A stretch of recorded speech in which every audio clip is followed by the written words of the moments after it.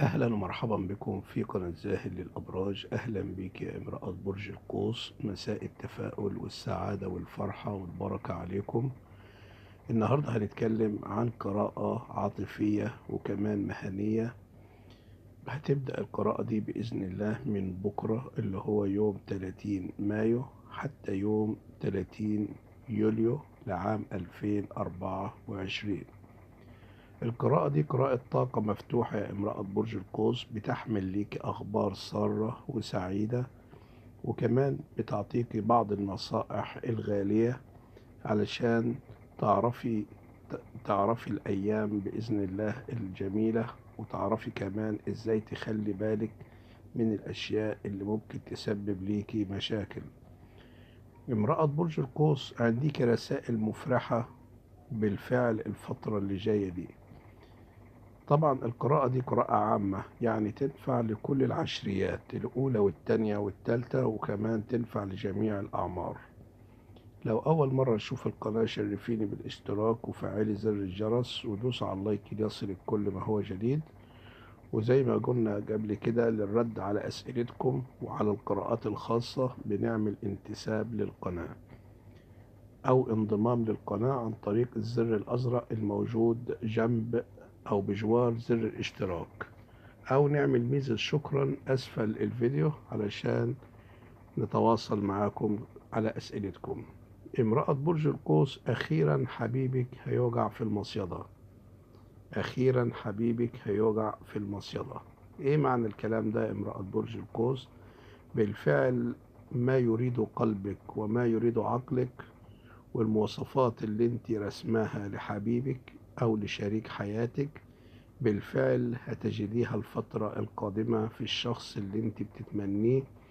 بالفعل هيوقع في المصيدة، يعني هيكون في عندك خبر سار وفرحة ببيتك قريبا. ده إذا كنت غير متزوجة أو كنت منفصلة أو كنت أرملة، فهيكون في سعادة وفرحة ببيتك بالفعل، يعني في زواج بإذن الله أو خطوبة لامرأة برج القوس الفترة القادمة دي بإذن الله. بالفعل حبيبك هيوجع في شباكك، وهيوجع في حبك، وهيوجع في لطفك، وهيوجع في حنانك، لأنك بالفعل زي ما قلنا امرأة برج القوس امرأة مميزة، وامرأة ذكية، وامرأة حنونة، وامرأة في نفس الوقت هي عارفة عايزة ايه، وهي دايما بتتمنى انها تكون رقم واحد بلا منازع بين جميع السيدات. بالفعل امرأة برج القوس من النوع اللي بيحب دايما يكون نمبر 1 في وسط جميع السيدات. طيب امرأة برج القوس، بالفعل في الفترة القادمة هيكون في حبيب يقع في حبك، وهيحاول انه يثبت لك انه بيحبك، وكمان انت هتفرضي شروط صعبة عليه، ولكن هو علشان بيحبك وبيتمناكي وفرحان بوجودك هيكون تحت امرك امرأة برج القوس. كمان بالنسبة للمتزوجين، حبيبك هيقع في المصيدة، يعني هيوقع بالفعل في شباك حبك، مش هيحدث أي اختلافات معاك ومعاه الفترة القادمة. هيكون في تقارب في الطباع بينك وبينه في الآراء، لأن امرأة برج القوس الفترة دي هي بتعتبر بالنسبة ليها بتجذب كل ما هو خير ليها، بتجذب ليها الأخبار السارة، بتجذب ليها الفرحة، بتجذب ليها السعادة، بتجذب إليها كل ما هو خير، لأنها بالفعل اتعلمت الفترة اللي فاتت الكثير في استخدام قانون الجذب العام، وهو إنها تستخدم دايما الأفكار الإيجابية، ودايما بتحاول إنها تجذب كل ما هو خير ليها. فبالفعل امرأة برج القوس الفترة اللي جاية دي هيكون في عندها خير، وهيكون عندها رخاء، وهيكون عندها وفرة، سواء في المال أو حتى في حياتها العاطفية. هيكون عندها سعادة، يعني هتشعر إنها سعيدة وهتسعد الآخرين اللي حواليها. بالفعل امرأة برج القوس تغيرت 100%، لأن من جواها قلب حنون. هي حنينة من الأول، لكن هي ذات حنيتها، وأصبح قلبها بيرق وبيعطف وبيحب، وتلعب دور دايما الوسيط بين المتخاصمين. هيكون عندك امرأة برج القوس يعني بمثابة هتكوني آه، فرحة ليكي لنفسك وللآخرين الفترة القادمة دي. بالفعل امرأة برج القوس هتكوني صائدة ماهرة للقلوب، بالفعل هتكوني عطوفة على الآخرين. بس بينصحك دايما الفلك بعدة نصائح أنا عايزك تخلي بالك منهم يا امرأة برج القوس وتنتبهي دايما ليهم.